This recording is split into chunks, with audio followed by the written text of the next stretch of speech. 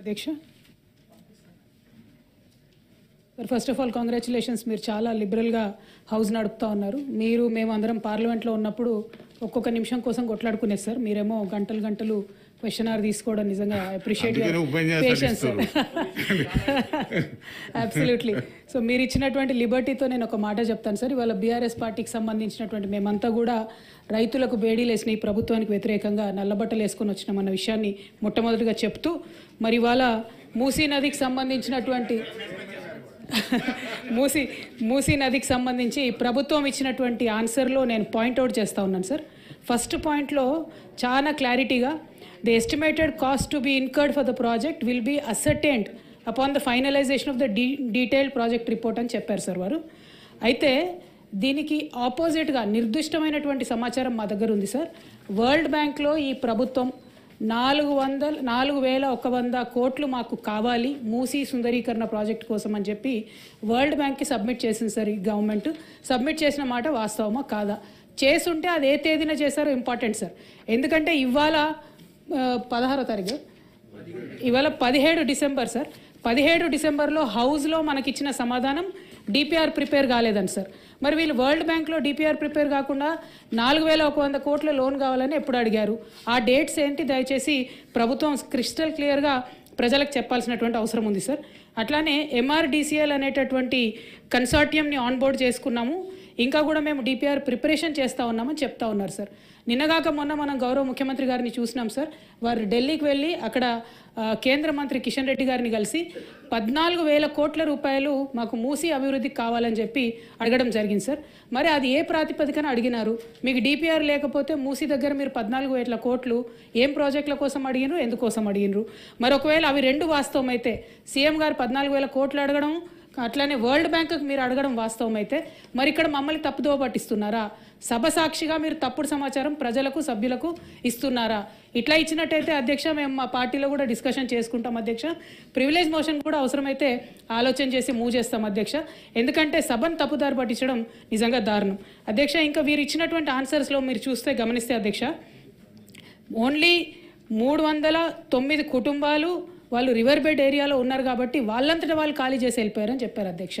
అది డెఫినెట్గా వీడియోలు హృదయ విదారకమైనటువంటి వీడియోలు చూసిన వాళ్ళు అవాస్తవం అని అంటారు అధ్యక్ష. But because in the house you are committing sir that you have given for 309 families have given consent. నేను సభ ద్వారా అడుగుతా ఉన్న అధ్యక్ష, గౌరవ స్పీకర్ గారికి మరి ఆ 309 కుటుంబాలు ఏదైనా కన్సెంట్ లెటర్ సైన్ చేసి ఉంటే అది ఇవ్వమని నేను కోరుతా ఉన్నా అధ్యక్ష. ఎందుకంటే కింద ఇంకొకటి వారు ఏం చెప్పారు, 181 కుటుంబాలు తమంతట తామే వారి ఇళ్లను కూల్చుకొని వెళ్ళిపోయారని చెప్పారు అధ్యక్ష. ఇది వినడానికి కూడా దారుణంగా చాలా హాస్యాస్పదంగా ఉంది అధ్యక్ష. మరి ఆ 181 కుటుంబాలు ఏదైనా కన్సెంట్ లెటర్ ఇచ్చాయా ప్రభుత్వానికి, ఉన్నదా అనేటటువంటి అంశం మేము అడుగుతా ఉన్నాం అధ్యక్ష. ఎందుకంటే ప్రజల్లోకి వెళ్ళినప్పుడు మూసీ పరివాహక ప్రాంతంలో పర్యటన చేసినప్పుడు మరి అక్కడ బుల్డోజర్లు రావడం, కూల్చడం, హృదయ విదారకమైనటువంటి సన్నివేశాలు అందరం కూడా గమనించినాం అధ్యక్ష. మరి అవేమీ మెన్షన్ చేయకుండా ఈ 300 కుటుంబాల గురించే ప్రభుత్వం చెప్తా ఉంది కాబట్టి వారేమన్నా కన్సెంట్ ఫామ్ ఇస్తే మీ ద్వారా ఇవ్వవలసిందిగా నేను కోరుతా ఉన్నాను అధ్యక్ష. అల్టిమేట్గా మానవీయ కోణంలో ఆలోచించాలి అధ్యక్ష. ఏ పేదవాడైనా గొప్పవాడైనా ఎవరికైనా ఒక సొంత ఇల్లు ఉండాలని ఉంటుంది అధ్యక్ష. ఇవాళ వీళ్ళు కూలగొట్టినటువంటి ఇల్లు అధ్యక్ష, మరి ఈఎంఐలు ఎవరు కడతారని ఏడుస్తున్నటువంటి పరిస్థితి ఉంది అధ్యక్ష. ఆ విషయంలో ఏమైనా ప్రభుత్వం ఆలోచన చేసిందా? మరి కూలగొట్టిన ఇళ్లకు ఈఎంఐ ప్రభుత్వం కడుతుందా? ఈ 3 అంశాల మీద స్పష్టత ఇవ్వాల్సిందిగా కోరుతా ఉన్నాను అధ్యక్ష. గౌరవ జీవన్ రెడ్డి గారు. అధికారి ఆధ్వర్యంలో అవి తీసుకురావడం జరిగింది. మారుతున్నటువంటి ప్రజల అవసరాలు, జీవన శైలికి అనుగుణంగా గురుకులాలు కావచ్చు, ఇండ్లు కావచ్చు, నీళ్లు కావచ్చు, రహదారులు కావచ్చు, ఇదంతా నిరంతర ప్రక్రియ పెరుగుతూ ఉన్నాయి. అయితే గతంలో ఇచ్చిన విధంగా గత 10 ఏళ్ల కింద ఉన్న వయసు ఇప్పుడు లేదు మీకు, మళ్ళీ ఇంకొక 10 ఏళ్ల తర్వాత ఏజ్ పెరుగుతుంది. గత 20 ఏళ్ల కింద ఉన్న టెక్నాలజీ ఈరోజు లేదు. ఇట్లా ఉంటాయి. కాబట్టి అధ్యక్ష, మా ప్రభుత్వం కూడా అన్ని రకాలుగా చర్యలు తీసుకుంటూనే ఉంది. గతంలో కూడా అనేక మరణాలు, అనేక సంఘటనలు జరిగినాయి. ఇది కొత్త కాదు, కానీ ఇది చివరిది కావాలని మాత్రం మనస్ఫూర్తిగా కోరుకుంటున్నాం. ఎందుకంటే 100ల మంది పిల్లలు నిరంతరం ఈ రకంగా ఫుడ్ పాయిజన్తో ఇబ్బంది పడడం అనేది వాళ్ళ ఆరోగ్యానికి కూడా భవిష్యత్తులో వాళ్ళు హెల్దీగా ఉండడానికి కూడా ఇబ్బంది అవుతుంది కాబట్టి దాన్ని కంట్రోల్ చేయాలి అనే ఉద్దేశంతో ఫుడ్ కమిటీస్ కూడా వేయడం జరుగుతూ ఉంది. అదేవిధంగా ఇందాక మా ఎంఎస్ ప్రభాకర్ గారు అన్నట్టుగా ఈ సప్లైదారుల దాని మీద కూడా నిఘా పెట్టాల్సిన అవసరం ఉంది. హాస్టల్ సిబ్బందితో పాటు సప్లైదారులు కూడా వాళ్ళే రిపీట్గా వాళ్ళే ఉండడం కూడా జరుగుతూ ఉంది. ఖచ్చితంగా దీన్ని మేము దృష్టిలో పెడతాం. ఇందాక ఒక సభ్యుడు గారి గురించి మాట్లాడినప్పుడు అంటే బయట ఉన్నారు, వారు ఆ ఉద్యోగాన్ని వదిలిపెట్టి వచ్చిన తర్వాత ఎన్ని ట్విట్టర్స్లో లేదా ఫేస్బుక్లో ఎన్ని వాయిస్లో వాళ్ళ గవర్నమెంట్ మీద ఇచ్చిరో కూడా మీ గవర్నమెంట్ మీద ఇచ్చినో కూడా ఒక్కసారి తీయండి. నేను పేరు పెట్టలే కదా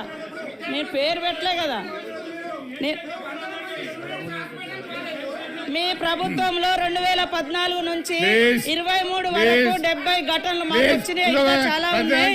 70 ఘటనలో 5,024 మంది అస్వస్థకు గురైనరు. అరే ఉన్న విషయం చెప్తే నవీన్, ప్రతిదానికి ఇదేనా మీ గొడవ? ప్రతిదానికి ఇదేనా గొడవ? Madhu please SIT down. మీరు కూర్చోండి. ఎవరు రావడం లేదు అంటున్నారు. అంటే మీరు ఉన్నప్పుడే గొప్ప, ఇంకెవ్వరు పరిపాలించడం తప్పు, బాగాలేదు అనడం తప్పు. 78,000 అప్లికేషన్స్ పెండింగ్ లో ఉన్నాయి అధ్యక్ష. 78,000 మంది 5th క్లాస్ వాళ్ళు మరి రెసిడెన్షియల్ స్కూళ్ళ కోసం అప్లికేషన్స్ పెట్టుకుంటే పెండింగ్ ఉన్నాయి. మీకు కావాలంటే డీటెయిల్స్ కూడా ఇవ్వడం జరుగుతుంది అధ్యక్ష. కాబట్టి ఈరోజు ఆశ్రమ స్కూళ్లను బలోపేతం చేస్తాం. అదే విధంగా మరి శైలజ గారి గురించి, అమ్మాయి గురించి కూడా చెప్పారు. వాస్తవానికి మేము అన్ని రకాలుగా ప్రికాషన్స్ తీసుకున్నాం, మంచి ట్రీట్మెంట్ ఇచ్చినాం. ఇవి నిమ్స్లో 12 లక్షల వరకు కూడా ఖర్చు పెట్టినాం. బతికించాలని ఎంతో తాపత్రయపడ్డాం. మా మంత్రి గారు నిరంతరం, మా దామోదర్ రాజనరసింహన్ అన్నగారు ఎప్పుడు కూడా అందుబాటులో ఉన్నారు. మా ఇద్దరు పొన్నం ప్రభాకర్ గారు, సురేఖమ్మ గారు, వాళ్ళు కూడా నిరంతరం పర్యవేక్షించారు. సీఎంఓ ఆఫీస్ నుంచి కూడా పర్యవేక్షణ చేసిండ్రు. ఈ ఫుడ్ పాయిజన్ కంటే ముందు కూడా ఆమె ప్రైవేట్గా కూడా హెల్త్ చెకప్ చేయించుకున్న దసరా ముందు. ఇది దీపావళి తర్వాత అయింది. తర్వాత అక్కడికి పోనీయలేదంటే అంతకుముందు 2 months బ్యాకే అక్కడ జైనూరులో ఒక ఘటన జరిగింది, ఆసిఫాబాద్లో ఒక ఘటన. అంటే ఉద్రిక్తత ఉండేటువంటి ప్రాంతాలుగా ఆ ప్రాంతంలో కొన్ని కులమతాల కొట్లాటలు జరుగుతూ ఉన్నాయి. ఈ నేపథ్యంలో మేము అక్కడ కొద్దిగా బందోబస్తు మాత్రం ఏర్పాటు చేసిన మాట వాస్తవం. పోకుండా ఎవరిని చేయాలి? మీ ఎమ్మెల్యే గారు పోయినరు. అరే మీ గవర్నమెంట్లో నిరుద్యోగ యువకులు చచ్చిపోతే కనీసం తల్లిదండ్రులు కూడా కడుపు నిండా చూసుకొని కన్నీళ్లు పెట్టకుండా చేసిన ఘనత మీది. మమ్మల్ని అంటే ఎట్లా? పోనీయకుండా మీ ఎమ్మెల్యే గారు పోయినరు, ఆసిఫాబాద్ కాగజ్ నగర్ ఎమ్మెల్యే గారు పోయారు, మీరు కూడా పోయారు. నేను కూడా నిమ్స్ హాస్పిటల్కు నన్ను కూడా రావద్దు అన్నారు. మేడం ఇప్పుడు సీరియస్ కండిషన్ ఉంది, మీరు చూడొద్దని అదే వారు చెప్పడం జరిగింది. అదే అక్కడ ఉన్నటువంటి పరిస్థితుల రీత్యా అని వాళ్ళ బంధువులు వచ్చిర్రు, వాళ్ళంతా కావాలని రాత్రికి చేసిందేం లేదు. ఆ అమ్మాయికి కూడా మా తరపున కూడా కొంత హెల్ప్ చేసినాం సార్ వాళ్ళ కుటుంబానికి. అదేవిధంగా అవుట్ సోర్సింగ్ ఉద్యోగం కూడా వాళ్ళ తండ్రికి ఇవ్వడం జరిగింది, ఇందిరమ్మ ఇల్లు కూడా ఇవ్వడం జరిగింది. మీ ప్రభుత్వంలో ఎంతో మంది చనిపోతే ఒక్కరింటికన్నా మీరు పోయి పరామర్శించిర్రా, హెల్ప్ చేసిర్రా, కనీసం ఒక ఉద్యోగం అన్ని ఇచ్చిర్రా, లేదా ఆర్థికంగా ఎన్నో సహాయం చేసిర్రా? ఈరోజు మాట్లాడుతున్నారు. కాబట్టి నేను అనేది ఏంటంటే ఆ సెక్రటరీ గారు మీ ప్రభుత్వంలో పనిచేసినాక బయటకు వచ్చినాక ఏమేమి విమర్శలు పెట్టిరో అవన్నీ కూడా ఒకసారి తీద్దాము. తప్పకుండా అందరి యొక్క లక్ష్యం ఈ స్కూళ్లను బలోపేతం చేయాలి. దాన్ని ఉద్దేశంలో పెట్టుకొని 16 సంవత్సరాల తర్వాత హాస్టల్ విద్యార్థుల కోసం కాస్మెటిక్ ఛార్జెస్ కూడా పెంచడం జరిగింది. 200% పెంచినాం. డైట్ ఛార్జెస్ కూడా 40% ఆఫ్టర్ 7 years తర్వాత పెంచడం జరిగింది. ఇవన్నీ కూడా మరి బలోపేతం చేయాలి. అట్లనే ఇంటిగ్రేటెడ్ స్కూల్స్ను కూడా మరి తీసుకురావడం జరుగుతూ ఉంది అధ్యక్ష. కాబట్టి అభివృద్ధి అనేది కూడా నిరంతర ప్రక్రియ. కానీ ఇందులో మాకు ఖచ్చితంగా డౌట్స్ ఉన్నాయి, మేము బయటికి తీస్తాం. ఎవరు ఉండదనేది తీస్తాం. చెప్పేది వింటారా మీరు? రవీంద్రరావు మంత్రి గారు చెప్పే డౌట్స్ ఉన్నాయి, బయటికి తీస్తామన్నా. నేనేమన్నా అన్నానా? డౌట్స్ ఉన్నాయి, బయటకు తీస్తామన్నా. గుమ్మడికాయ దొంగలంటే భుజాలు తెచ్చుకోవడం. అరే నిన్ను అంటలేదు కదా, నేను మాట్లాడిన దాంట్లో కానీ మంత్రి గారు చెప్పండి, క్లోజ్ చేయండి.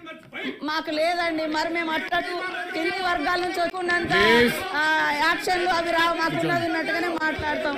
డివైడ్ చేసి ఎందుకు మాట్లాడతాం అట్లా? ఇప్పుడు వారు ఆన్సర్ ఇస్తారు, ఇవ్వనివ్వండి. ఏం కావాలి, ఏం కావాలి, ఏం కావాలి, ఏం కావాలి, ఏం కావాలి?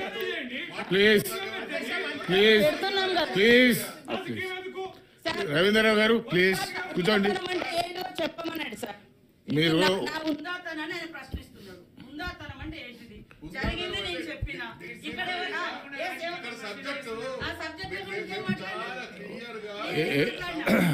చారి గారు, మీరు అనుభవజ్ఞులు, సీనియరు, స్పీకర్గా పనిచేసినారు, అన్ని విషయాలు మీ దృష్టికి తెలుసు. ప్రతి విషయాన్ని మనం రాద్ధాంతం చేసుకోవడం సభకు గౌరవంగా ఉండదు.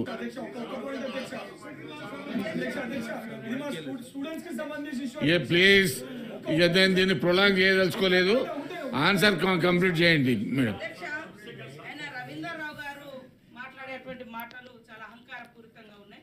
నేను సబ్జెక్ట్ ఎక్కడ కూడా డివియేట్ కాలేదు. నేను అక్కడ ప్లీజ్. అరే నీ సిస్తా